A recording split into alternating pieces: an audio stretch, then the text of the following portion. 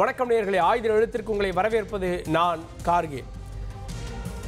7ஆம் தேதியில இருந்து நாளை மறுநாளில் இருந்து அதிமுக தன்னுடைய தேர்தல் பிரச்சாரத்தை தொடங்குகிறது. அதிமுக பொதுச் செயலாளர் 7ஆம் தேதியிலிருந்து தன்னுடைய தேர்தல் பிரச்சாரத்தை தொடங்குவதாக அறிவித்திருக்கிறார். இது வெறும் தேர்தல் பிரச்சாரம் மட்டுமல்ல, இதற்கு மக்களை காப்போம், தமிழகத்தை மீட்போம் அப்படின்னு இதற்கு பெயரிட்டிருக்கிறார்கள்.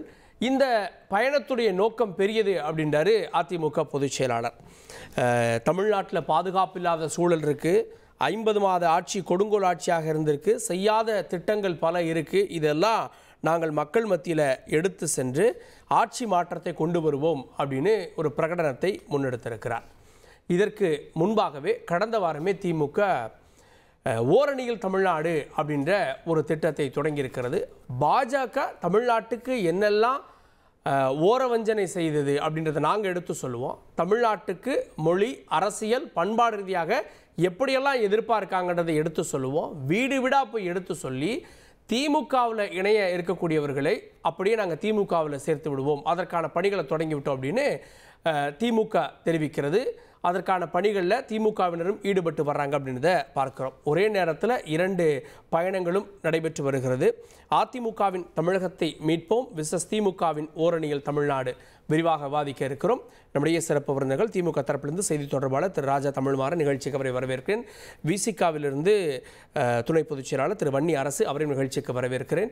அதிமுகவின் செய்தி தொடர்பாளர் திரு கோவை சத்யன், அவரை நிகழ்ச்சிக்கு வரவேற்கிறேன். கோவை சத்யன்ட்ட ஏற்கனவே எதிர்க்கட்சி அரசியல், அறிக்கை அரசியல், போராட்ட அரசியல் இதெல்லாம் அதிமுக பண்ணிட்டு இருக்கு. தேர்தலுக்கு இன்னும் 10 மாதம் இருக்கக்கூடிய சூழல்ல இந்த பயணம், இந்த சுற்றுப்பயணம் என்ன சாதித்துவிடும்? இந்த சுற்றுப்பயணம் எந்த அளவுக்கு தாக்கத்தை ஏற்படுத்தும்? மாலை வணக்கம். நிகழ்ச்சி ஆரம்பிக்கிறதுக்கு முன்னாடி தன்னுடைய கணவரின் ஓராண்டு நினைவு தினத்தில் இன்று கணவரின் கனவை நினைவாக்க தமிழ் மாநில பகுஜன் சமாஜ் கட்சியை துவங்கிய மரியாதைக்குரிய திருமதி போர்க்கொடி ஆம்ஸ்ட்ராங் அவர்களுக்கு எங்களுடைய நெஞ்சார்ந்த வாழ்த்துக்களை தெரிவித்துக் கொள்கிறேன்.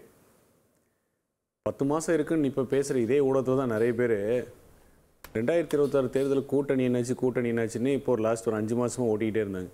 ஏன் அதிமுக என்ன கூட்டணி அமையலன்னு. தேர்தல் காலத்தில் இதுதான் சரியான நேர காலம் அப்படிங்கிறதெல்லாம் கிடையாது. ஏன்னா ஒரு நாளே மிகப்பெரிய மாற்றத்தை கொண்டு வரக்கூடிய சூழல் தான் தேர்தல் களம் என்பது. அம்மா இருக்கிற வரைக்கும் எல்லாத்துலேயும் முன்னோடியாக இருந்தது அதிமுக. பிரச்சாரத்துலேயும் சரி, வேட்பாளர் லிஸ்ட்லேயும் சரி, களத்துலேயும் சரி முன்னோடியாக இருந்தது அதிமுக. அதே அம்மா வழியில் இன்று களத்தில் முன்னோடியாக இருப்பது அதிமுக. எதுக்கு 10 மாதத்துக்கு முன்னாடி ஆரம்பிச்சிங்கன்னு கேட்கல. 10 மாதத்துக்கு முன்னாடி ஆரம்பிக்கிறேன்னா அதனுடைய நோக்கம் என்ன, எந்த அளவுக்கு அப்படின்னு நான் கேட்குறேன். 10 மாதம் முன்னாடி ஆரம்பிக்கிறதுக்கான தேவைகளும் இருக்குது. என்ன காரணம்னா, பட்டி தொட்டி எல்லாம் சென்றடைய செய்ய வேண்டும். என்ன சென்றடைய செய்ய வேண்டும்? இன்றைக்கி இருண்ட தமிழகமாக இருக்கிறத நம்ம முதல்ல காப்பாற்றணும், மக்களை காப்பாற்றணும். அனைத்திலும் முன்னோடி மாநிலமாக இருந்த தமிழகம், அனைத்து இந்திய அண்ணா திராவிட முன்னேற்ற கழகம் அம்மா ஆட்சியிலும் எடப்பாடி ஆட்சியிலும் அனைத்து துறைகளிலும் முன்னோடியாக இருந்து, ஆனால் இன்றைக்கி எல்லாத்துலேயுமே பின்னடைவு சந்திச்சு இருண்ட தமிழகமாக மாறிட்டு இருக்கு.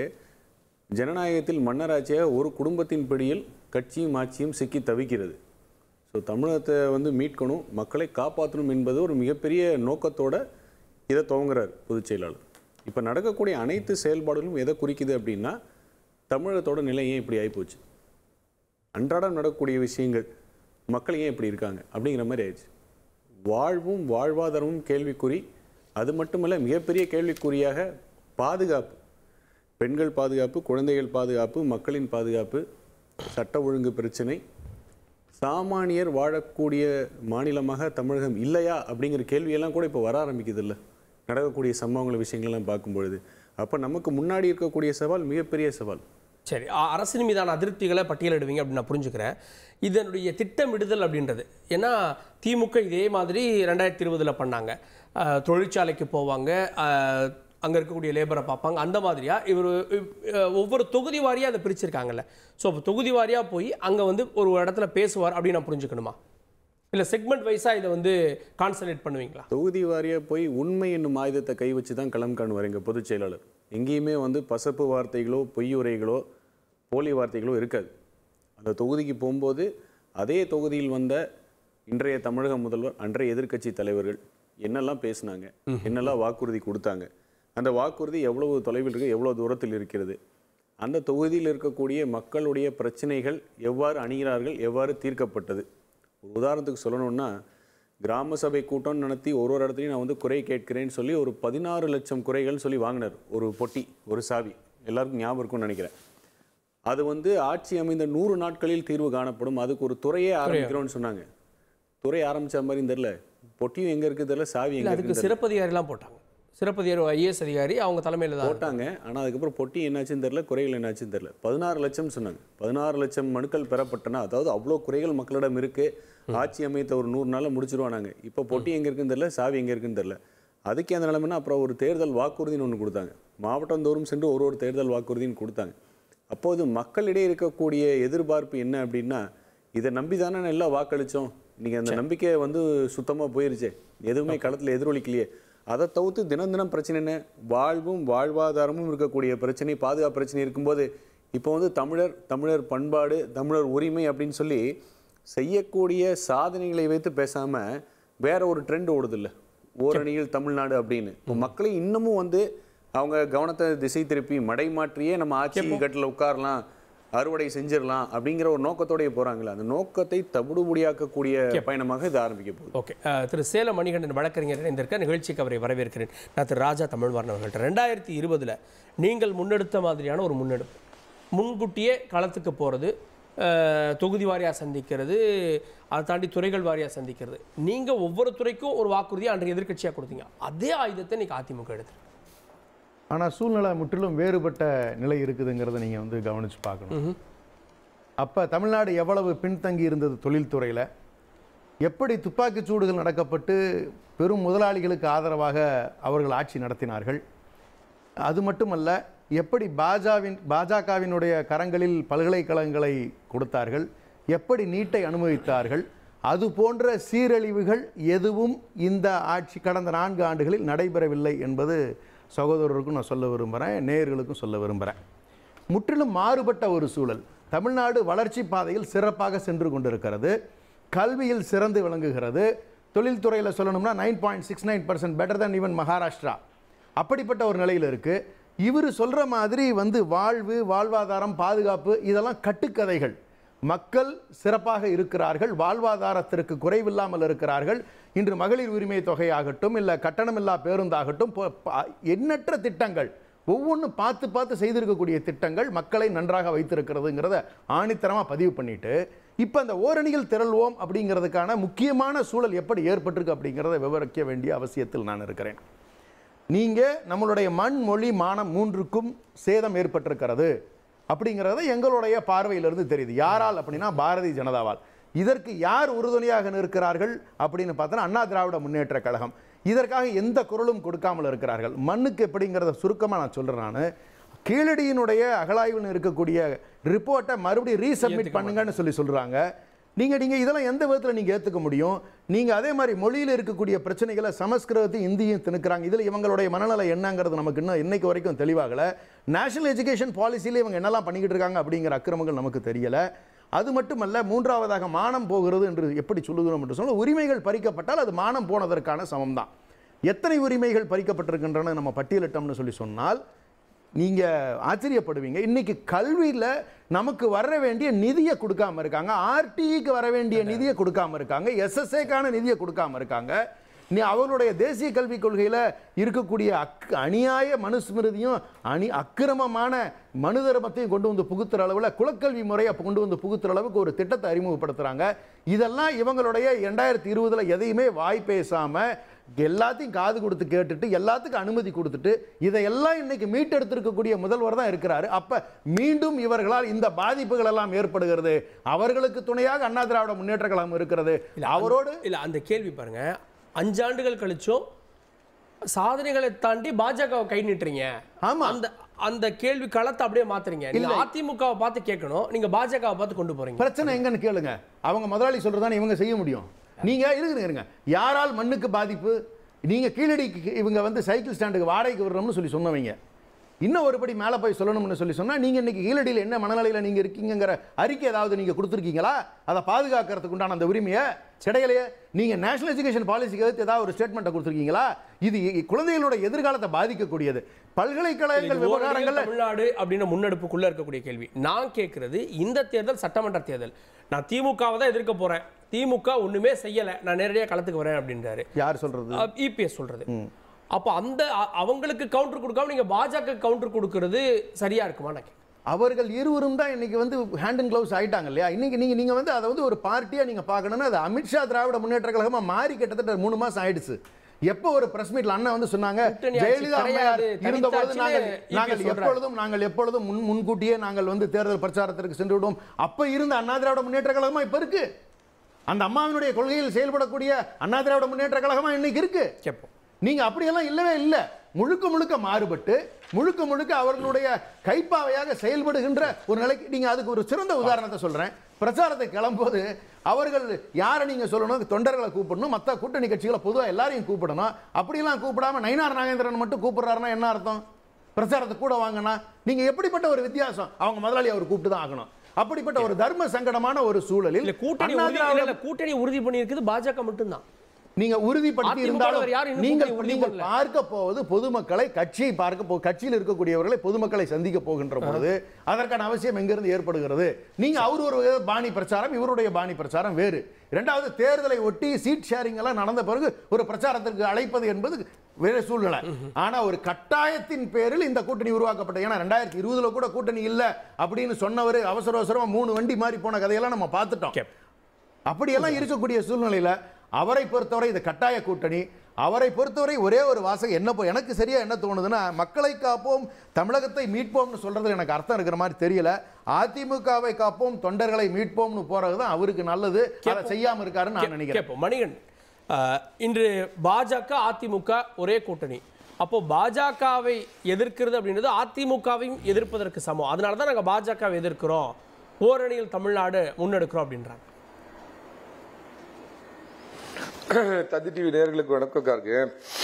கார்கே லட்சக்கணக்கான பேர் பார்க்கிற உங்க தந்தி டிவி மூலமா நான் மரியாதைக்குரிய தமிழக முதல்வர் மரியாதைக்குரிய மு.க. ஸ்டாலின் அவர்களுக்கு முதல்ல ஒரு கேள்வியை வச்சுட்டு அதுக்கப்புறம் நீங்க கேட்ட கேள்விக்கு நான் பதில் சொல்றேங்க.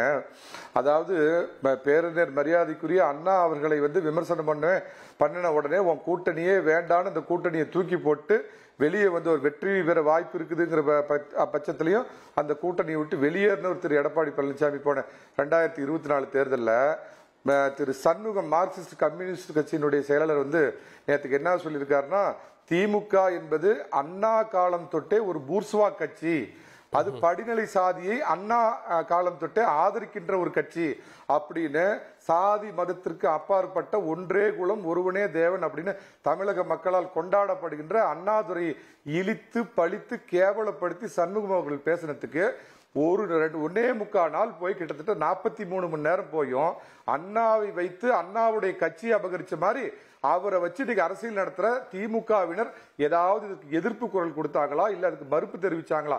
அப்ப அது ஒரு பூர்ஸ்வா கட்சி அப்படின்னு திமுக ஏத்துக்குது அப்படிங்கிற விஷயத்துக்கு போயிட்டுங்க. இப்ப எனக்கு முன்னாடி பேசுற திமுகவுடைய செய்தி தொடர்பாளர் சொன்னாரு, மண்ணு மொழி இனம் இதெல்லாம் காப்பாத்துறோம் அப்படின்னு சொல்லி சொன்னார். நிச்சயமா ஏத்துக்கிறேங்க. மண்ணு மொழி இனம் 3ஐயுமே காப்பாத்துறோம். மண்ணு 4500 கோடியை கொள்ளையடிச்சுட்டு கேஸ் வாங்கிட்டு உட்கார்ந்து இருக்கிறீங்கல்ல, அந்த மண்ணு கொள்ளையிலிருந்து தமிழ்நாட்டை காப்பாற்றணும், திமுக இருந்து தமிழகத்தை மீட்டெடுக்கணும். மொழி, நீங்க நடத்துற உங்க கட்சிக்காரங்க அமைச்சருங்க எல்லாம் நடத்துற சிபிஎஸ்இ தனியார் பள்ளியில மட்டும் மும்மொழி கொள்கையை வச்சு நல்லா கல்லா கட்டிக்கிட்டு, ஆனா இல்லாத வயிற்றுப்பாட்டுக்கு வழி இல்லாத ஏழை பிள்ளைங்க படிக்கிற சாதாரண அரசு பள்ளியில மட்டும் இல்ல நீ இருமொழியைத்தான் படிக்கணும், மும்மொழி உனக்கு கிடையாது, அது ஒன்லி ஃபார் பூர்ஷாஸ், அவங்களுக்கு மட்டும்தான் நாங்க வச்சு கல்லா கட்டுவோம் அப்படிங்கிறீங்களா? அந்த மொழியை காப்பாற்றணும். இனம் ரொம்ப ரொம்ப நிச்சயமா காப்பாத்தணுங்க. திராவிட இனமா தமிழ் இனமா அப்படிங்கிற கேள்விக்கே பதில் தெரியாம போற போக்கில் திராவிட இனங்கிறது அப்புறம் தமிழ்ங்கிறது இந்த மாதிரி அடையாள சிக்கல்ல சிக்கிட்டு திரியுங்களே, தமிழ்நாட்டை ஏமாத்திட்டு இருக்கிறீங்களா? ஒண்ணு புரிஞ்சுக்க கார்கே, நாட்டு பிரச்சனைக்கு நாடாளுமன்ற தேர்தல், வீட்டு பிரச்சனைக்கு சட்டமன்ற தேர்தல், ரோட்டு பிரச்சனைக்கு உள்ளாட்சி மன்ற தேர்தல்னு புரியாதவங்கள நம்ம தமிழ்நாட்டில் இருக்கிறவங்க. மோடி வேணுமா, தாடி அமித்ஷா வேணுமா வேணாமா, இதெல்லாம் 2024 முடிஞ்சு போச்சு. திரும்ப 2029 தான் வரப்போகுது.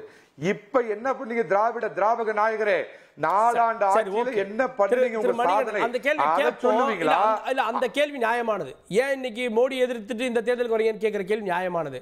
2024 நாடாளுமன்ற தேர்தலில் ஸ்டாலினை எதிர்த்துட்டு வந்தீங்களே, மோடியா ராகுலான்னு எதிர்க்கணும், ஸ்டாலினை எதிர்த்து எங்களுக்கு ஓட்டு போடுங்கன்னு வந்தீங்க, அது நியாயமா? 2 தேசிய கட்சிகளும் வேண்டாம். பாஜகவில இருந்து அண்ணாவையும் அம்மாவையும் பழித்து பேசுறதுனால திரு எடப்பாடி பழனிசாமி வெளியேறினார். 2 தேசிய கட்சிகளுமே வேண்டாம் அப்படின்னு யாரையுமே பிரதமரை முன்னிறுத்தாம அவர் நின்றார். திமுக எதிர்ப்பு, நான் அதிமுக தொண்டர்களுக்கு சொல்றேன், புரட்சி தலைவரை துரோகம் பண்ணி தூக்கி வெளியேறியப்ப இந்த கட்சியினுடைய அடிநாதமே திமுக திருக்குவளை எதிர்ப்பு கட்சிங்கிற தயவு செஞ்சு புரிஞ்சுக்கங்க. நாங்களும் அவங்களும் பங்காளி கட்சின்னு சில பேர் பேசுறது அடையாள சிக்கல்ல மாட்டிக்குவோம். இந்த எனக்கு முன்னாடி பேசுற மரியாதைக்குரிய நண்பர் கோவி சத்தியன் கேட்ட மாதிரி இந்த ஜீம்பும்பா பொட்டி எங்க போச்சுன்னு கேளுங்க. அந்த ஜீம்பும்பா பொட்டியோட சாவி எங்க போச்சு, 506 வாக்குறுதி எங்க போச்சு கேட்பார் பழனிசாமி. கேஸ் லிட்டர் விலையை குறைச்சுட்டீங்களா கேட்பாரு பழனிசாமி.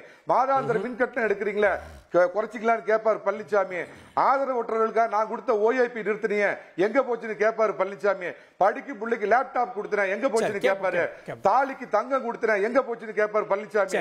கல்வி கட்டணம் ரத்து பண்றேன்னு பொய்ய சொல்லிட்டு இருந்தீங்க கொடுத்தியான்னு கேட்பாரு பழனிசாமி. சரி கேட்போம். நான் திருவண்ணியரசு அவர்கள்ட்ட. திருவண்ணியரசு, திமுக ஆட்சியை அகற்றுவது அப்படின்ற ஒரு பெரிய நோக்கத்தோடு இந்த பயணத்துக்கு போறேன் அப்படின்றாரு. இன்னும் கூட்டணிகள் அதிமுக பாஜக மட்டும் இப்போதைக்கு அஃபிஷியலா உறுதியாகி இருக்கு. பாமக வருமா, தேமுதிக வருமா அப்படின்றதுலாம் அடுத்த கேள்வி. இன்னும் சில கட்சிகள்லாம் வரலான்னு. ரொம்ப நாளைக்கு முன்னாடி அந்த நோக்கத்தோடு ஒரு பயணம் போறாங்க அப்படின்னா ஒரு நேரட்டிவை மக்கள்கிட்ட செட் பண்றாங்க. இது இந்த கால அவகாசமும் ஒரு முக்கியமான ஒன்று. 10 மாதங்களா ஒரு தொடர் பிரச்சாரம் மேற்கொண்டா அது ஒரு பெரிய இம்பாக்ட் ஏற்படுத்தாதா? அதுக்கு முன்னாடி இன்னைக்கு அருட்தந்தை ஸ்டான் சாமி அவருடைய நினைவு நாள். பாசிச பாஜக அரசால் கொண்டு வரப்பட்ட ஊபா சட்டத்தால் படுகொலை செய்யப்பட்ட அருட்தந்தை ஸ்டான் சாமிக்கு விடுதலை சிறுத்தைகள் சார்பில் இந்த அவையில் என்னுடைய வீர வணக்கத்தை தெரிவித்துக் கொள்கிறேன். ஏன்னா அதிலிருந்து தான் நான் தொடங்குறேன்னு நினைக்கிறேன். நான் இப்போ பாரதிய ஜனதா கட்சி, ஆர்எஸ்எஸ், சங் பரிவார அமைப்புகள் எல்லாமே இந்தியா முழுக்க மிக மோசமான ஒரு பயங்கரவாத தாக்குதலை, அதாவது மாநில தேசிய இனத்தினுடைய இறையாண்மை மீது தாக்குதல் நடத்துவது, மக்கள் மீது தாக்குதல் நடத்துவது, இது எல்லா மாநிலங்களும் நடக்குது. அதனால தான் இன்றைக்கி உத்தவ் தாக்கரேயும் ராஜ் தாக்கரேயும் ஒன்றிணைந்து நீ பாஜக தான் ஆளுது அந்த மாநிலத்தில். அந்த மாநிலத்தில் 2 பேரும் சேர்ந்து இன்றைக்கி இந்தியை நீங்கள் கொண்டு வந்தீங்கன்னா இங்கே ஆட்சி நடத்த முடியாதுங்கிற லெவலில் கொண்டு போனதுக்கு அப்புறம் தான் அங்கே இந்தி திணிப்பை வெளியில் கொண்டு வந்திருக்கிறாங்க. இப்போ மராத்தியை பேச மாட்டேன்னு ஒருத்தர் சொன்ன அலுவலகமே தகர்க்கப்பட்டிருக்கு. ஏன்னா அந்தளவுக்கு முன்மாதிரி மாநிலமாக தமிழ்நாடு மற்ற மாநிலங்களுக்கு எடுத்துக்காட்டாக இருக்கிறதுனால தான் இதை நம்ம பேச வேண்டியது இருக்குது. இன்றைக்கி மாண்புமிகு முதலமைச்சர் அவர்கள் நீண்ட ஒரு அறிக்கை ட்வீட் பண்ணியிருக்கிறாரு. அதில் ராஜ் தாக்கரேயும் உத்தவ் தாக்கரேயும் பாராட்டி நீங்கள் இதை முன்னெடுக்கிறதுக்கு நாங்கள் ஆதரிப்போம் அப்படிங்கிற சொல்கிறது இருக்குல்ல, இதுதான் இந்த திராவிட அரசியலினுடைய சனாதன எதிர்ப்பு அரசியலோட மிக முக்கியமானது. இதில் மரியாதைக்குரிய நம்முடைய நண்பர் சத்யன் அவர்கள் பேசும்போது சொன்னால் பெண்களுக்கு பாதுகாப்பு இல்லைன்னு சொல்லி சொல்கிறாரு. தமிழ்நாட்டில் பெண்களுக்கு பாதுகாப்பு இல்லை அப்படிங்கிற மாதிரி சொன்னார். இதில் ரொம்ப நான் ரிப்போர்ட்டோட சொல்கிறேன். நான் தேசிய குற்ற ஆவண காப்பகத்தின் அடிப்படையில் இந்தியாவில் மொத்தம் 10 நகரங்கள், எந்த நகரங்கள் பாதுகாப்பான நகரங்கள் சொல்லி புள்ளி விவரங்கள் வந்திருக்கு. அதில் 2வது நகரம், 2வது மாநிலம் அப்படிங்கிறது தமிழ்நாடு. நகரம் சென்னை. முதல் கல்கத்தா. இது 2மே பாஜக ஆளாத மாநிலங்கள் தான். குஜராத்து, பீகார் இதை எல்லாமே பாதுகாப்பற்ற மாநிலங்கள்னு சொல்லி அவங்க சொல்லியிருக்கிறாங்க. அப்போ நம்ம போகிற போக்கில் சொல்லலை.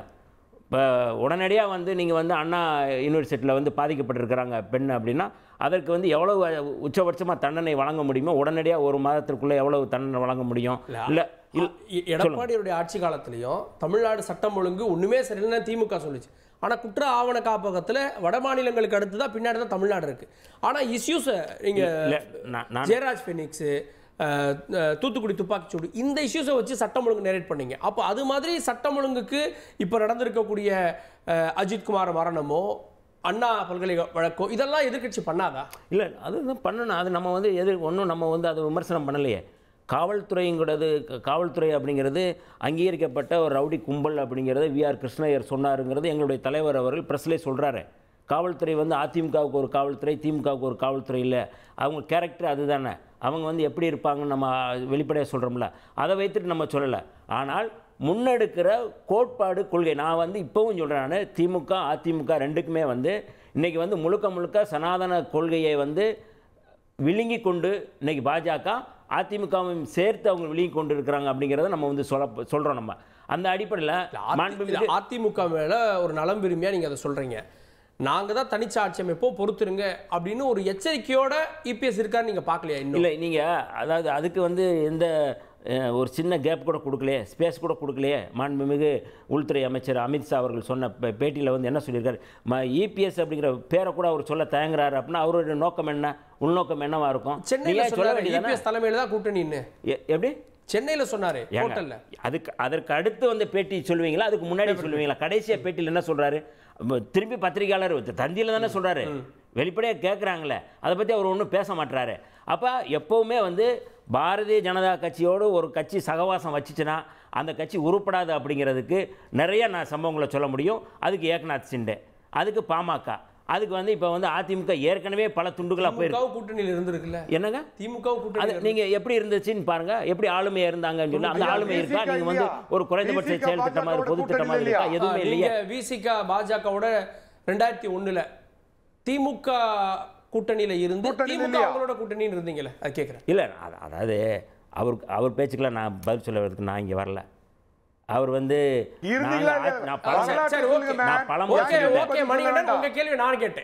பலமுறை சொல்லிட்டோம்.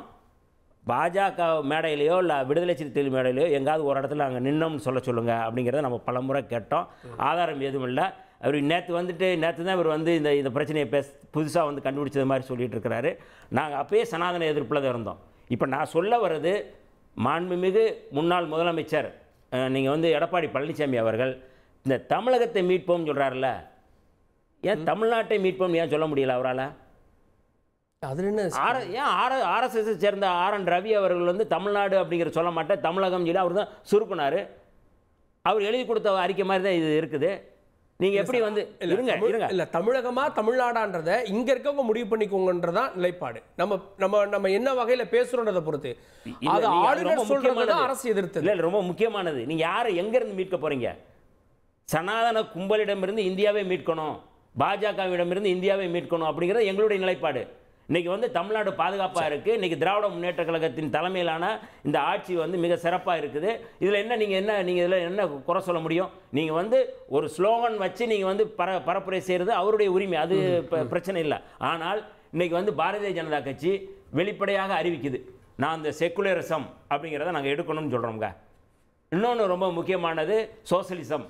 இந்த ரெண்டும் வந்து அரசியலமைப்பு சட்டத்தில் இருக்குது. இந்த ரெண்டையும் நாங்கள் எடுக்கணும், வழக்கு போடணும். சுப்பிரமணிய சாமி நான் வழக்கு போடுவோம் சொல்கிறாரு. வெளிப்படையாக பாஜக அறிவிக்கு இந்த ரெண்டையும். இந்த ரெண்டு தான் இந்தியாவை வழிநடத்தக்கூடியது. இந்த ரெண்டுக்கும் என்ன அதிமுக என்ன நிலைப்பாடு எடுத்துருக்கு, என்ன பேசியிருக்கிறாங்க? இந்தியாவை முழுக்க வந்து சனாதன பாதைக்கு திருப்புறாங்க, இந்து ராஷ்டிர பாதைக்கு போயிட்டு இருக்கிறாங்க.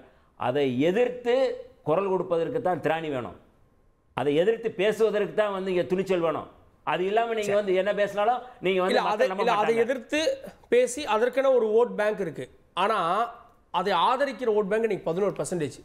இபிஎஸ் அந்த கணக்கு பார்த்துல நீங்க இன்னொன்று பாருங்களேன், ரெண்டு செய்தி தாங்க. வலதுசாரி இடதுசாரி இந்த ரெண்டு அரசியல் தான். நீங்க எங்க நிக்கிறீங்க? வலதுசாரி அரசியல் நிக்கிறீங்களா, இடதுசாரி அரசியல் நிக்கிறீங்களா?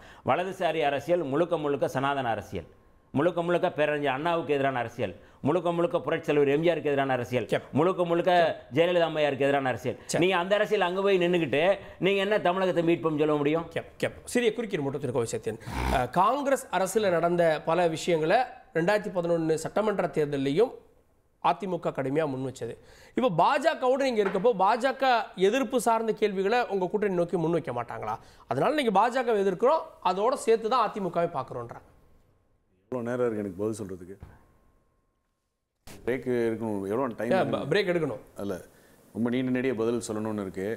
ஆனால் மக்களை காப்போம், தமிழகத்தை மீட்போம், அதனுடைய மகத்துவத்தையும் முக்கியத்துவையும் அத்தியாவசியத்தையும் உணர்ந்தனால்தான் மரியாதைக்குரிய திருமாவளவன் அவர்கள் எங்கள் பொதுச் செயலாளருக்கு வாழ்த்து தெரிவதற்கு இந்த பொதுவெளியில் வன்னியரசு முன்னாடி நான் அவர்களுக்கு நன்றி சொல்லிக்கிறேன். இதுதான் முக்கியம். எப்படி வந்து கள்ளக்குறிச்சியில் 68 உயிர்கள் பலி போனபோது மது ஒழிப்பு போராட்டம் என்று அறிவித்துவிட்டு அதை நிறைவேற்ற முடியாமல் கூட்டணி தர்மத்தின் காரணமாகவும் அழுத்தத்தின் காரணமாகவும் கடைசியில் மது ஒழிப்பு பெண்கள் மாநாடுன்னு முடிஞ்சதோ, அந்த மாதிரி இல்லாமல் மக்களை காக்கின்ற முக்கியத்துவம் இப்போ இருக்குது, தமிழகத்தை மீட்க வேண்டிய முக்கியத்துவம் இருக்குது என்று தெரிந்ததனால்தான் அந்த இயக்கத்தினுடைய தலைவரே வாழ்த்து தெரிவிக்கிறது. அவர் விஜய்க்கு தான் வாழ்த்து தெரிவிக்கிறார், எல்லாருக்கும் தான் வாழ்த்து தெரிவிக்கிறார். இப்போ பொதுச் செயலாளர் போறது மட்டும் நான் அவர் வச்ச குற்றச்சாட்டு. இதே குற்றச்சாட்டு பாஜக அதிமுகவை விழுங்கிவிடும் அப்படின்னா இரட்டை தலைமையில் இருந்தோம். எந்த அரசியலுக்கும் இரட்டை தலைமையில் வேலை செஞ்ச வரலாறுலாம் எனக்கு தெரியல. இரட்டை தலைமையில் இருக்கும் பொழுது கூட அதே பாஜகவோட கூட்டணி தான்.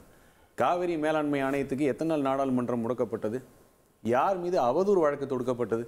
அதே பாஜகவோட அவதூறு வழக்கு தொடுக்கப்பட்டது. மக்கள் நலத்திட்டங்கள் 7.5% உள்ஒதுக்கீடு நீட்டுக்காகட்டும், வேளாண் பாதுகாப்பு மண்டலம் ஆகட்டும், 11 மருத்துவக் கல்லூரி ஆகட்டும், இந்த மாதிரி மக்கள் நலன் சார்ந்த திட்டங்களை யார் மூலமாக வந்தது? அப்போ RSS வந்து மார்ச் நடத்தணும் நாங்கள் அப்படின்னு ஏதாவது பஞ்சாயத்து வந்துச்சா?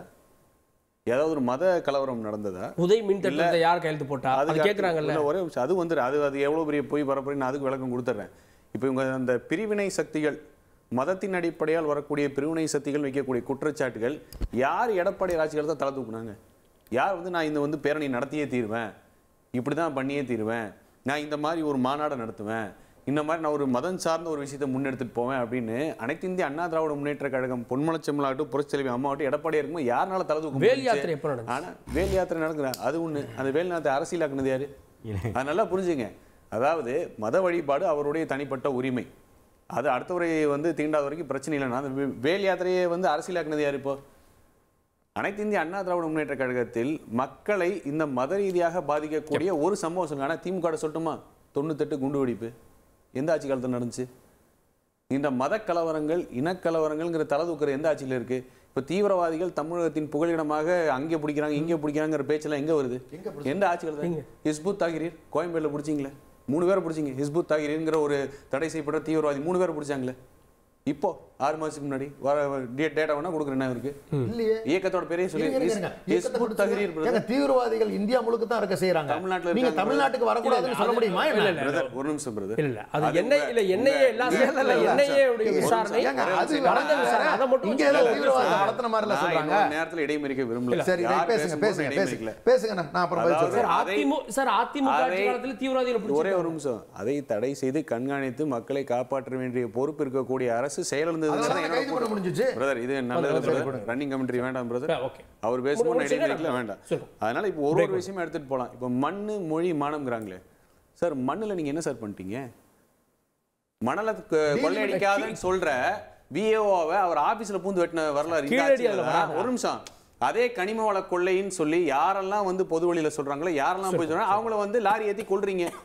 இப்போ ஒரு ஆர்டிஓ இறந்திருக்காங்க கனிம கொள்ளைன்னு சொல்ல, ஆர்டிஓ மணல் கொள்ளைன்னு. மணல் கொள்ளையில உயிரிழக்காதவங்களோட பட்டியலை கொடுக்க முடியுமா? இவங்க எத்தனை பேர் இருக்காங்க லைனா? அப்ப மண்ணுக்காக 6 கலெக்டர் போய் கோர்ட்ல போய் நிக்கிறாங்க. இப்போ அதான் உங்க சாதனை என்ன? மாவட்ட ஆட்சியரே போய் மணல் கொள்ளைக்கு கோர்ட்ல நிறுத்துற வரலாறு தான் உங்க வரலாறு. மண்ணுக்கு என்ன பண்ணீங்க? தொடர்ச்சி பிரதர் முடிச்சிருக்கீங்க. மொழி மாணவர் 2 முடிச்சிருக்கேன். மொழி பிரதர் 4 லட்ச ரூபா கடன் வாங்குறவங்கனால மொழிக்காக எத்தனை 1000 கோடி ரூபாய் நீங்க நிதி ஒதுக்குறீங்க? முடியல இல்ல. அப்பதான் பாஜக எவ்வளவு ஒதுக்கிச்சு அத கேக்குறாங்க. தமிழ்நாட்டுக்கு பாஜக எவ்வளவு வாங்குறது யார்? இங்க கடன் வாங்குறது யார் பிரதர்? ஒரு வருஷத்துக்கு 1.5 லட்ச ரூபாய் கோடி கடன் வாங்குறீங்க. எத்தனை 1000 கோடி ஒதுக்குறீங்க மொழிக்காக? நாங்க வெளிநாட்டுல ஆக்ஸ்போர்ட்ல இருக்கை வாங்கினோம்.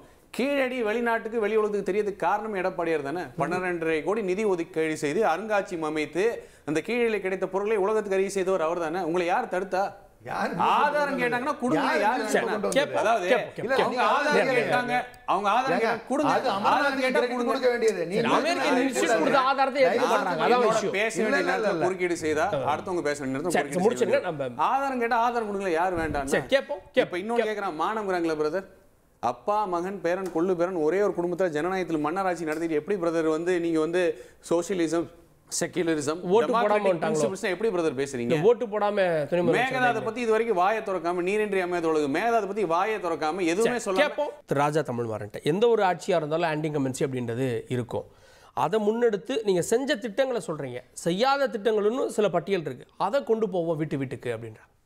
இன்னும் 1 வருஷம் இருக்கு அதை செய்யறதுக்கு. 5 வருஷத்துக்குள்ள செஞ்சு முடிப்போம்னு தான் சொல்லியிருக்கோம். அப்ப மகளிர் உரிமை தொகையில் இன்னும் வழங்கப்படாதவர்களுக்கு இப்ப மறுபடியும் மனுக்கள் வாங்க ஆரம்பிச்சிட்டாங்க. அப்படி திட்டங்களை இந்த ஆட்சி இறுதி வருகின்ற சூழலில் இந்த period, particular period May 7th நமக்கு கிட்டத்தட்ட election declaration should be happening by March நினைக்கிறேன். if I'm not wrong. February last. அது வரைக்கும் எங்களுக்கு டைம் இருக்குல்ல அதெல்லாம் கம்ப்ளீட் பண்றதுக்கு. இது அவசரம் அவங்களுக்கு, எதையாவது ஒன்று சொல்லணுமேங்கிறதுக்காக தூக்கிட்டு ஓடுறது. அப்ப இது ஒருவேளை நீங்க நிறைவேற்றினா கூட அது இபிஎஸ் குரல் கொடுத்தாரு, திமுக நிறைவேற்றுச்சு அப்படின்னு அவங்க கிளைம் இல்லை இல்லை, அது மக்கள் தெளிவாக இருக்காங்க. ஏன்னா நாங்கள் செய்திருக்கக்கூடியது கிட்டத்தட்ட 70% திட்டங்களை நாங்கள் அறிவித்ததை செய்து விட்டோம். இன்னொரு 30% இருக்கு. அதற்கான காலகட்டம் எங்களுக்கு கணிய வேண்டும்ங்கிறதுக்காக. ஏன்னா ஃபர்ஸ்ட் 3 வருஷம் எங்களுக்கு பெரிய பொருளாதார நெருக்கடி இருந்துகிட்டு இருந்தது, இந்த கொரோனாவை தாண்டி வருகின்ற பொழுது. அதன் பிறகு இன்று ஒன்றிய அரசு எங்களுக்கு எந்த விதத்திலும் நிதி ஒதுக்காத பொழுது அதையும் மீறி தான் வந்து இந்த கடன் வாங்கியாவது நாங்கள் வந்து செய்ய வேண்டிய கட்டாயத்தில் மக்களுக்கு உண்டானதை நாங்கள் செய்ய வேண்டிய திட்டங்களை செய்து கொண்டிருக்கிறோம் அப்படிங்கிறத உண்மை. மீதி இருக்கக்கூடிய 7 மாதங்களில் மீதி இருக்கக்கூடிய நாங்கள் சொன்ன கமிட்மெண்ட் அத்தனை நிறைவேற்றப்படும் என்பது உறுதியாக சொல்லுகிறேன். அதுக்கு முன்னாடி இன்னொன்று சொல்லிடுறேன். அண்ணன் கேட்டுட்டு இருந்தாங்க, இது மாதிரி கள்ளச்சாராய சாவை பற்றி சொன்னாங்க. ஒரு நிகழ்வு, இது மாதிரி நிகழ்வுகள் நடக்கவே கூடாதுன்னு நம்ம சொல்ல முடியாது. நடந்த பிறகு அந்த ஆட்சியில் இருக்கக்கூடியவர்கள் எப்படி ரியாக்ட் பண்ணியிருக்காங்கிறத ரொம்ப ரொம்ப இம்பார்ட்டன்ட். அது நடந்த பிறகு முதலமைச்சர் சட்டசபையில் ஒரு பெரிய சட்டத்தை உருவாக்கி 10 ஆண்டுகள் கடுங்காவல் தண்டனையை உருவாக்கி தந்திருக்கிறார். எத்தனை நாள்ல? அடுத்த 3 நாட்களில் உடனடியாக முதலமைச்சர் செய்திருக்கிறாருங்கிறது இதுதான் அரசு நடவடிக்கை எடுக்கக்கூடிய ஒரு விதம். அதை அவங்க புரிஞ்சுக்கணும். நடக்கவே கூடாதுன்னு சொல்ல முடியாது. அப்ப ஒரு இது மாதிரியான தவறுகள் அதன் பிறகுதான் இது கட்டுப்பாட்டுக்குள் வந்திருக்கு. அப்ப கடுமையான சட்டங்கள் தேவைப்படுகின்ற பொழுது ரியாக்ட் பண்ணுவது எங்களுடைய முதலமைச்சர் அவர்கள் உடனடியாக செய்து கொண்டிருக்கிறார் அப்படிங்கறத ஒண்ணு வச்சுக்கணும். இன்னொன்னு, ஆர்எஸ்எஸ் வந்து இது மாதிரி பேரணி நடத்தணும்னு வந்து அவசியமா எங்க மாதிரி கேட்ட பிரச்சனைகள்லாம் இப்பதானே நடக்குது, அப்பெல்லாம் நடந்துச்சா? ஆர்எஸ்எஸ் அப்ப ஆண்டு கொண்டு இருந்த பொழுது அவர்கள் பேரணி நடத்துவதற்காக தனியாக ஆர்எஸ்எஸ் ஆண்டு கொண்டு வந்த போது கூட நடத்த முடியவில்லை இல்ல? அதுதான் சொல்றேன், நடத்த வேண்டிய அவசியம் ஏற்படல. நீங்க எதிர்ப்பு அரசியல்ங்கிறது நீங்க உங்களை நிலைநிறுத்திக்கிறது எப்ப தேவைப்படும்? இங்க நாம இருக்கோம் அப்படின்னு காட்ட வேண்டிய கட்டாயம் இருக்கின்ற பொழுது உங்களுக்கு வரும். நீங்களே ஆளுகின்ற போது நீங்க எதுக்கு பேரணி நடத்த போறீங்க? தேவையில்லையே சார். நான் குறுக்க பேசல சார். நீங்க பேசும்போது நான் குறுக்க பேசல.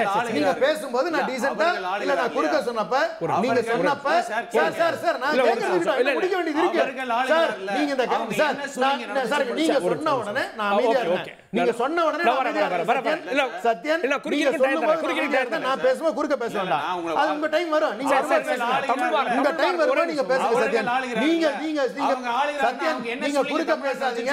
நான் பேசி முடிச்ச பிறகு நீங்க பேசுங்க, நான் குறுக்க பேசல. நீங்க நிறுத்துங்க. நீங்க நிறுத்திட்டேன். இப்போ நீங்க நிறுத்துங்க. நான் உங்களுக்கு குறுக்கிடுக்கு வரேன். குறுக்கிடுங்க.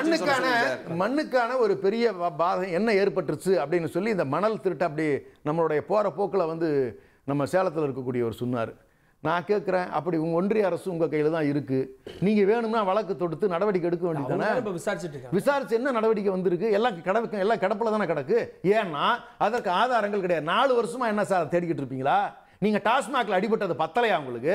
இது எல்லாமே ஃபோர்ஜ்ட் ஃபேப்ரிகேட்டடா கேஸ் உருவாக்குறதுக்கான முயற்சி. ஏன்னா சிறந்த ஆட்சி நடக்கின்ற பொழுது ஏதேனும் ஊழல் குற்றச்சாட்டுகளை இவர்கள் மீது வைக்கணுங்கிறதுக்காக இவர்கள் செய்கின்ற முயற்சியில் தொடர்ந்து தோல்வியுற்று வருகிறார்கள் அப்படிங்கிறது தான் நிதர்சனமான உண்மை. 4 வருஷத்துல ஏன் சார் போட முடியலையா? பிடிச்சி யாரையும் கைது பண்ண முடியலையா? இங்க பணத்தை பிடிக்க முடியலையா? அப்ப என்ன தெரியுது தெளிவா? நீங்க வச்சிருக்கிற 32 கேஸுக்கு நீங்க பயந்துகிட்டு இருக்கலாம். இங்க இருக்கக்கூடிய எங்க மீது வழக்கு போட்டு நாங்க அதை சந்திக்கிறதுக்கு தயாரா தான் இருந்துகிட்டு இருக்கோம். பிரதமர் முதலமைச்சர் சந்திச்சதையே அவங்க அப்படிதான் விமர்சனம் பண்ணாங்க. அவங்க எதை வேணாலும் சொல்லுவாங்க சார். அவர் தெளிவா சார் தெளிவா அவர் வந்து போறதுக்கு முன்னாடி பிரஸ் ரிலீஸை கொடுத்துட்டு இதெல்லாம் தான் நான் கேட்கறதுக்கு போறேன், நிதி ஆயோக் மீட்டிங் நான் போறேன்னா இதுதான் நான் கேட்கறதுக்கு போறேன்னு சொல்லிட்டு போறாங்க. நான் வந்து கட்சி ஆபீஸ் பார்க்க போறேன்னு சொல்லிட்டு அங்க போய் நைட் 2 மணிக்கு போய் ஒருத்தரை பார்க்கலையே, பப்ளிக்ல கேட்கிறாரு இன் ஃப்ரண்ட் ஆஃப் எவ்ரிபடி. அதாவது மற்ற முதலமைச்சர் இருக்கக்கூடிய சபையில தமிழ்நாட்டுக்கு இதெல்லாம் மறுக்கப்படுகிறது, இதெல்லாம் எங்களுக்கு தேவைப்படுகிறதுன்னு ஓப்பனா தானே கேட்டு வராங்க. ஒளிவு மறைவா எதுவுமே போய் பேச கிடையாது. எங்களுடைய முதலமைச்சர் அவர்களுடைய எண்ணங்களில் தெளிவாக இருக்கிறார். அது மட்டும் இல்ல, மண்ணுக்கு என்ன சார் பிரச்சனை வந்து கேட்டாரு. ஃபேர் டீலிமிட்டேஷன் வேணும்னு நாங்க கேட்கிறோம். இந்த டீலிமிட்டேஷன்ல பிரச்சனை வந்துச்சுன்னு சொன்னா தமிழ்நாட்டினுடைய நிலப்பரப்பு இருக்கின்ற அளவு மட்டும் நீங்கள் கணக்கில் எடுக்க முடியாது, மக்கள் தொகையை மட்டும் கணக்கில் எடுக்க முடியாது. இதில் இருக்கக்கூடிய வகையில் நம்மளுடைய விகிதாச்சாரம் குறைகின்ற பொழுது பெரும் பாதிப்பு இந்த பூமிக்கு இந்த மக்களுக்கு ஏற்படும். இதுல என்ன ஸ்டாண்ட் எடுக்க போறாங்க? கேட்கலாம், அது நாடாளுமன்ற தேர்தலுக்கானது இல்ல. இல்ல இப்ப கேட்டு நீங்க டைவர்ட் பண்றீங்க. இல்ல டைவர்ட்டே பண்ணல. இதுல எல்லாம் அதிமுக தன்னுடைய ஸ்டாண்ட் என்னங்கறத சொல்லித்தான் ஆகணும். அவர்கள் தான் பதில் சொல்ல வேண்டிய கட்டாயத்தில் இருக்காங்க. ஏன்னா மண்ணுக்கு பாதிப்பு எங்க, மொழிக்கு பாதிப்பு எங்க? அண்ணன் சிம்பிளா சொன்னாங்க, 3 மொழிகள் அவர்களுடைய ஸ்கூல்ல எல்லாம் சொல்லி தராங்கன்னு சொல்லிட்டு ஒன்றிய அரசினுடைய பாடத்திட்டத்தில் இருப்பதை சொல்லி தந்துதான் ஆகணும். ஆனா அரசு பள்ளிகள் இருக்கா? அவசியம் இருக்கா? இன்னமும் சொல்றேன், தமிழ்நாட்டில் இருக்கக்கூடியதை இன்னும் ஒரு தெளிவா புரிஞ்சுக்கலன்னு நினைக்கிறேன். நீங்க கர்நாடகா பார்டருக்கு போனீங்கன்னு சொன்னா கன்னடம் சொல்லி தரோம். நீங்க இன்னும் தெலுங்கு ஆந்திரா பார்டருக்கு போனோம்னா தெலுங்கு சொல்லி தரோம். நீங்க இன்னும் கேரளா பார்டருக்கு போனா நம்ம வந்து மலையாளம் சொல்லித்தரோம். தேவை ஏற்படுகின்ற பொழுது எந்தெந்த இடங்களில் அவசியம் ஏற்படுகிறதோ அங்கு மற்ற மொழிகளை சொல்லி தருவதற்கு அரசு தயாராக இருக்கிறது. ஆனால் கட்டாய திணிப்பு கூடாது என்பதுதான் எங்களுடைய நோக்கமும் தெளிவா இருந்துகிட்டு இருக்கு 2 லாங்குவேஜ் பாலிசியில. இதுல இந்த 2 லாங்குவேஜ் பாலிசியில இவங்க என்ன சொல்ல போறாங்க? இது போல நான் என்ன கேட்கிறேன்னா, இப்ப இவருக்கும் பதில் சொல்லியிருக்கேன், அவருக்கும் பதில் சொல்லியிருக்கேன். இப்ப அவங்க தான் தர்ம சங்கடத்தில் இருக்கணும், எனக்கு ஒன்றும் பிரச்சனை கிடையாது. மாநில சுயாட்சியில் இவங்களுடைய நிலை என்ன? நீட் வேணும்னு நினைக்கிறாங்களா வேணான்னு நினைக்கிறாங்களா? இதுக்கெல்லாம் பதில் சொல்ல அவங்க தயாரா இருக்காங்களா? திரு மணிகண்டன், அதிமுக ஒரு பிரச்சாரத்தை முன்னெடுக்குது அப்படின்றப்போ எதிர்க்கட்சி அரசியல முன்னெடுக்குது. ஆனா இன்னைக்கு களம் 4 முறையா மாறுறப்போ அதுக்கான வேல்யூ என்ன? இப்போ அடுத்த ஒரு மாசத்துல விஜய் வந்துருவாரு, ஒரு ஃபுல் அட்டென்ஷன், எதிர்க்கட்சிக்கான அட்டென்ஷன் அதிமுகவுக்கு மட்டும் கிடைக்கும் அப்படின்னு நம்புறீங்களா? தமிழ்மாறன் வந்து இப்ப நிறைய கேள்விகள் வச்சாரு, அதுக்கு பதில் சொல்லிட்டு அப்புறம் போறேங்க. நீட் அப்படிங்கறத வச்சு ஒரு பிண அரசியல் நடத்தாம நீட் உச்ச நீதிமன்றம் கொண்டு வந்தது, அதை நம்ம ஒரு மாநில அரசாங்கம் எதுவும் பண்ண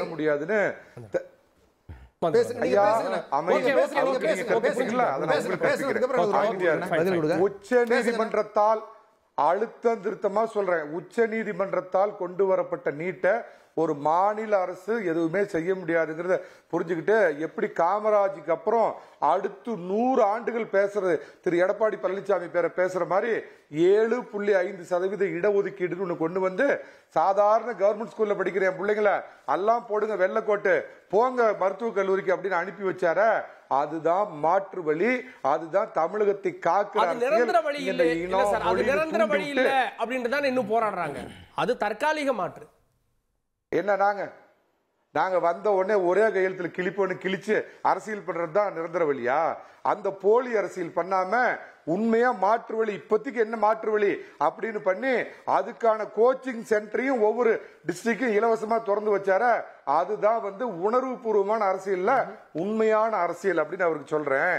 ஏடிஎம்கே ஆட்சியில ஒரு கரும்புள்ளி நான் ஒத்துக்கிறேங்க, அந்த 2 பேர் இந்த கஸ்டோடியல் டெத் இறந்து போனாங்களே, அதுக்கு என்ன குதின்னு குதிச்சிங்க, ஒரு மாசமா குதிச்சிங்களே. இப்ப 24 + 1 25, அது 24 கஸ்டோடியல் டெத், 25 கடத்தி கொண்டு போய் அடிச்சு கொண்டாங்க போலீஸ்காரன். இதெல்லாம் நடந்தது. என்ன பாடம் கத்துக்கிட்டார் மரியாதைக்குரிய மு.க. ஸ்டாலின்? அதுல என்ன மாற்றத்தை கொண்டு வந்தாரு, என்ன சீர்திருத்தத்தை கொண்டு வந்தார்? கள்ளச்சாராயத்துல மரக்காணத்துக்கிட்ட ஏற்கனவே குடிச்சு 15 பேர் செத்தான், அப்ப ஒண்ணும் பண்ணல. 2வது தடவை அக்கா கனிமொழி சொல்ற மாதிரி 63 பேர் தாலி எடுத்தோடனே அப்புறம் சட்டம் கொண்டு வந்தாராம். அந்த மாதிரி கஸ்டோடியல் டெத்துன்னு போலீஸ் வந்து திராவிட அராஜகம் பண்ணுத, அந்த அராஜகத்தை வந்து தடுக்கிறதுக்கு இது வரைக்கும் ஏதாவது பண்ணாரா? அப்புறம் சொல்றாரு, உங்களை யார் சிபிஎஸ்இ நடத்துங்க அப்படின்னு நான் குன்றிய அரசு சொல்லிச்சா? நீங்க கொண்டு வந்த ஆக சிறந்த ஸ்டேட் போர்டை வச்சு நடத்த வேண்டியதானே?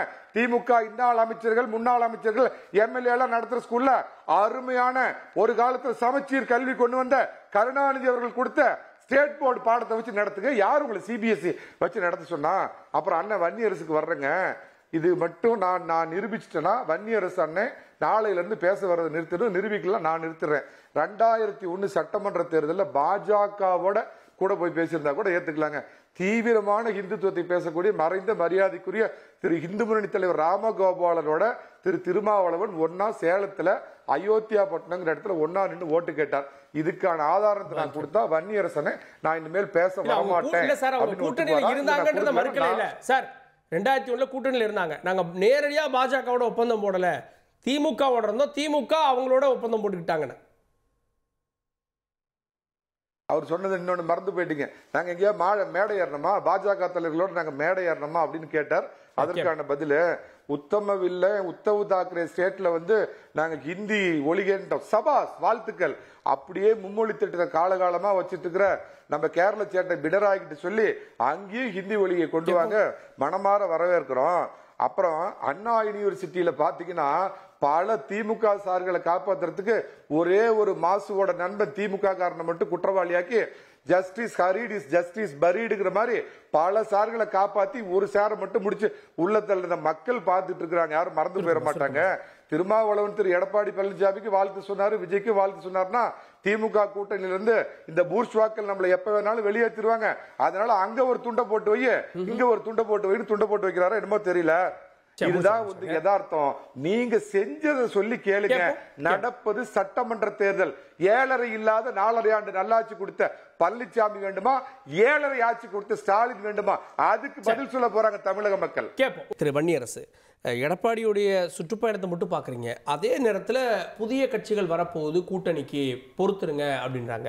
புதிய கட்சிகள் வந்தது அப்படின்னா எதிர்கட்சி அரசியல் ப்ளஸ் புதிய கட்சிகள் கூட்டணிக்கு வந்து அவங்களுக்கு ஒரு அட்வான்டேஜ் இல்லை? இல்லை, அது வரும். வராமல் புதிய கட்சிகள் வருது அப்படின்னா வந்து கூட்டணி வலிமையாக இருக்கும். இப்போ அதிமுக கூட பாஜக 2 தான் இருக்குது. இப்போ அவங்களுக்கான கூடுதலாக வந்து யார் யார் வர்றாங்க அப்படிங்கிறத பொறுத்து அவங்களுக்கு வலிமை சேரும் அப்படிங்கிறதுல எந்த மாற்று கருத்தும் இல்லை. இப்போ திமுக தலைமையிலான அணியில் வந்து மேலும் வந்து கூடுவதற்கு வாய்ப்பு இருக்குன்னு சொல்லி முதலமைச்சர் சொல்கிறாரு. அப்போ இது ஏற்கனவே வலிமையாக இருக்குது, மேலும் வந்து வலிமையாகுவதற்கு வாய்ப்பு இருக்குது, வெற்றியை வந்து மேலும் வந்து கூடுதல் படுத்துவதற்கு வாய்ப்பு இருக்குது அப்படிங்கிற அடிப்படையில் நம்ம வந்து பார்க்குறோம். இப்போ அவர் மரியாதைக்குரிய சத்யன் அவர்களோட சொன்னதுக்கு மட்டும் இந்து முன்னணி பற்றி அவர் பேசுகிறாரு. அவர் மரியாதைக்குரிய அண்ணா திராவிட முன்னேற்ற கழகத்தை நிறுவிய புரட்சித் தலைவர் எம்ஜிஆர் அவர்கள் அவர் சட்டப்பேரவையில் வந்து 29/3/1982 பேசின பேச்சு வந்து ரொம்ப முக்கியமான பேச்சை நான் கருதுகிறேன். அதாவது வந்து அவர் என்ன சொல்கிறாருன்னா, மக்களை பிளவுபடுத்தும் ஆர்எஸ்எஸ் நடவடிக்கைகள் உடனடியாக நிறுத்தப்பட வேண்டும், அரசு இதை அனுமதிக்காது. அவர் சொல்கிறார், இந்து முன்னணி என்ற பெயரால் பேரணி நடத்துகிறார்கள், அவர்கள் பயங்கரவாதிகள். இந்த பேரணியால் நாட்டுக்கு நன்மையா என்று சிந்திக்க வேண்டும். இந்து முன்னணிக்காரர்களுக்கு யோசனை சொல்லும் மடாதிபதிகளுக்கும் சொல்லிக்கொள்ள விரும்புகிறேன், இது போன்ற செயல்களை அரசு அனுமதிக்காது அப்படின்னு சொல்லி யார் சொல்கிறது? அண்ணா திராவிட முன்னேற்ற கழகத்தை நிறுவிய புரட்சித் தலைவர் எம்ஜிஆர் சொல்கிறாரு. அந்த கட்சியை சேர்ந்தவர்கள் தான் ஆர்எஸ்எஸ் பேரணியில் போய் கலந்துக்கிறாரு. தளவாய் சுந்தரம் அவரை நீக்கினார், பிறகு திருப்பி சேர்த்துக்கிறாரு. இப்போ கோயம்புத்தூரில் போய் ஆர்எஸ்எஸ் பேரணியில் வந்து மரியாதைக்குரிய எஸ்பி வேலுமணி அவர்கள் பங்கேற்கிறாரு. ஏன் இதை சொல்கிறோம் அப்படின்னா, எஸ்பி வேலுமணி தானே மீட்டிங் அப்போ இதில் போய் கூட்டத்தில் ஏதோ பங்கேற்கிறாரு. அடிப்படை கொள்கை அப்படின்னு ஒன்று இருக்குது. அண்ணா திராவிட முன்னேற்ற கழகம் திராவிட அராஜகம்னு சொல்லி ஒரு வார்த்தையை சொல்கிறாங்க. திராவிட அராஜகம் அண்ணா திராவிடம் கழகத்தையும் சேர்த்து சொல்றாரு. நீங்க அதிமுக பாஜக பிரிஞ்சிருந்தப்ப மட்டும் விட்டுட்டீங்களா? இல்ல பெரிய ரகசிய கூட்டணி கள்ள கூட்டணி தான சொல்லுங்க. நேரடியாவே ஆமா, ஒரே நாடு ஒரே மொழி யார் சொல்றது? பாஜக. எப்ப எந்த மண்ணை நீங்க மீட்க போறீங்க? அவர் நாட்டை இந்து ராஷ்டிரம் மாற்ற போறாங்க. இப்போ ஒரே மொழி ஒரே நாடு அப்படிங்கிற இந்து ராஷ்டிரத்தை வந்து நீங்க ஆதரிக்கிறீங்க. எப்படி நீங்க வந்து இந்த மண்ணை மீட்க முடியும்? எப்படி இந்த தமிழ்நாட்டை மீட்க முடியும்? அப்போ இந்த பின்னணியிலிருந்து நம்ம பார்க்க வேண்டியது இருக்குது. ஒவ்வொன்றிலும் வந்து நீங்கள் வந்து நாடாளுமன்ற தேர்தலில் தான் நாங்கள் இருக்குது. நீங்கள் கேட்குறீங்க நாடாளுமன்ற தேர்தலில் தான் பாஜகனுடைய சொல்கிறீங்க, மோடியை பேசுகிறீங்க, இப்போ எதுக்கு இங்கே பேசுகிறீங்கன்னு சொல்கிறீங்களா? நான் இப்போ மும்பையில் வந்து மகாராஷ்டிரா மாநிலத்தில் சட்டப்பேரவை தேர்தலில் நடந்தது. ஆனால் அவங்க கொண்டு வந்த அஜெண்டா என்ன கொண்டு வந்தாங்க? அஜெண்டா இந்திய அளவிலான பாஜகவினுடைய ஆர்எஸ்எஸ்னுடைய செயல் திட்டத்தை நடைமுறைப்படுத்தக்கூடிய ஒரு அஜெண்டா தான் கொண்டு வந்தாங்க. காந்தியை படுகொலை செய்த இயக்கம் ஆர்எஸ்எஸ்ன்னு வெளிப்படையாக பேசுகிறாங்க. இன்றைக்கி இதிலே பேரணியிலே பேசுகிறாங்க அங்கே மகாராஷ்டிரா மாநிலத்தில். இதெல்லாம் இன்றைக்கி வந்து விவாதத்துக்கு வரப்பட்டது. அப்படிப்பட்ட ஆர்எஸ்எஸ் இந்து முன்னணி மாநாட்டில் பேரணியில் இவங்க பங்கெடுத்துட்டு எப்படி நீங்கள் வந்து இந்த மண்ணை காக்க முடியும்? முழுக்க இந்து ராஷ்டிரத்தின் மூலமாக பார்ப்பன ராஷ்டிரத்தை உருவாக்குவது தான் பாஜகவினுடைய செயல் திட்டம். இந்த ராஷ்டிரத்திற்கு எடப்பாடி பழனிசாமி அவர்கள் எந்த மண்ணை மீட்க போறாரு, எந்த மக்களை காக்க போறாரு, என்னங்க இது? என்ன இதெல்லாம் ஒரு கேலி கூத்து. மக்கள் நம்ப மாட்டாங்க. அவர் எவ்வளவு தூரம் வந்து 10 மாதம்ல இன்னும் 2 வருஷத்துக்கு முன்னாடி ஆரம்பிச்சா கூட யாரும் நம்ப போறதில்லை. ஏனென்றால் இந்த மண்ணை வந்து இந்த நாட்டை தமிழ்நாட்டை பாதுகாக்க கூட இருக்குது அவங்களுக்கு வந்து. ஆமா, அதை தான் சொல்றோம். நீங்கள் அதில் வந்து வாய்ப்பே இல்லையே. நீங்கள் முழுக்க அதை தானே உடைச்சிட்டு இருக்கிறாங்க, அதுதான் நாங்கள் கபலீகரம் பண்ணிட்டு இருக்கிறாங்க. அதனால் இந்த பின்னணியிலிருந்து நீங்கள் பார்க்க வேண்டிய தேவை இருக்குது. விடுதலை சிறுத்தைகள் எப்படின்னா ஐடியாலஜிக்கலாக தான் நாங்கள் பார்க்குறோம். அதிமுகவையோ திமுகவையோ நாங்கள் வந்து தனிநபர் அடிப்படையில் பார்க்கல. ஐடியாலஜிக்கலாக அதிமுக என்ன நிலைப்பாடு எடுத்திருக்கு, திமுக என்ன நிலைப்பாடு எடுத்திருக்கு, இதுதான் பார்க்குறோம். அப்போ ஐடியாலஜிக்கலாக மிக மோசமாக தமிழ்நாட்டு மக்களுக்கு துரோகம் செய்யக்கூடிய ஒரு கட்சியாக அதிமுக மாறிக்கிட்டு இருக்கு அப்படிங்கிறத வேதனையாக இருக்குது. இறுதி நேரம் எல்லாத்தையும் ஒரு வரி மட்டும் தான் வாங்க முடியும். ஒரு வரியில் டைம் கொடுங்க. ஒரு நிமிஷம். இயக்கத்தினுடைய தலைவர்களின் நடவடிக்கையை பொறுத்து தான் வெளிப்படும். இப்போ வந்து ஸ்ரீரங்கம் கோயிலேருந்து வெளியே வந்து மு.க. ஸ்டாலின் விபூதி அளிக்கிறதா இருக்கட்டும், இல்லை செல்ஃபி எடுக்கும்போது மரியாதைக்குரிய திருமாவர்கள் விபூதி அளிக்கக்கூடிய, அதுதான் சர்ச்சை பொருளாக மாறும். பொழுது ஒவ்வொருடைய செய்கை வந்து அந்த இயக்கத்தினுடைய வெளிப்பாடு கிடையாது, இயக்கத்தினுடைய தலைவருடைய வெளிப்பாடு தான். ஒன்னே அதிமுக வர்சஸ் திமுக தான். இப்போ ஓர் நிலையில் தமிழ்நாடு அப்படிங்கிறது எப்படின்னா, எப்படி விஞ்ஞான ஊழலுக்கு ஒரு பெயர் இருக்கோ அதே மாதிரி அனைத்து மகளிருக்கும் உரிமை தொகை 3.25 கோடி வாக்காளர் இருக்காங்க பெண்கள், அவங்களுக்கு எதுவுமே 2 வருஷம் கொடுக்காம தகுதின்னு சொல்லி ஒரு 2.25 கோடி பேர் வெளியே அமிச்சிங்க தெரியுமா? இப்ப தேர்தல் வருதுன உடனே மக்களோட பணத்துல வரி பணமா வாங்கி கடனா வாங்கி மீண்டும் அவர்களை ஓட்டுக்கு பணம் கொடுக்கும் முயற்சி தான் அது.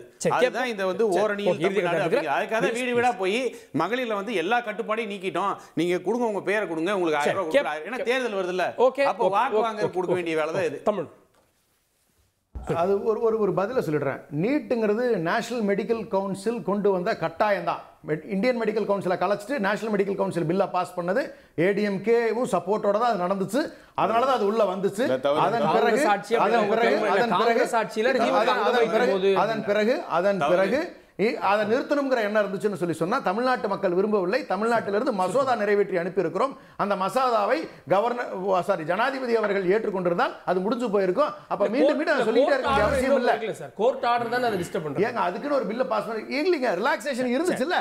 அது மட்டுமல்ல, அவர் சொன்னார் ஒரே நிமிஷம், தலைவருடைய பண்புகள்னு சொல்லி சொன்னார், அதுதான் முடிவு பண்ணணும்னு சொல்லி சொன்னாரு.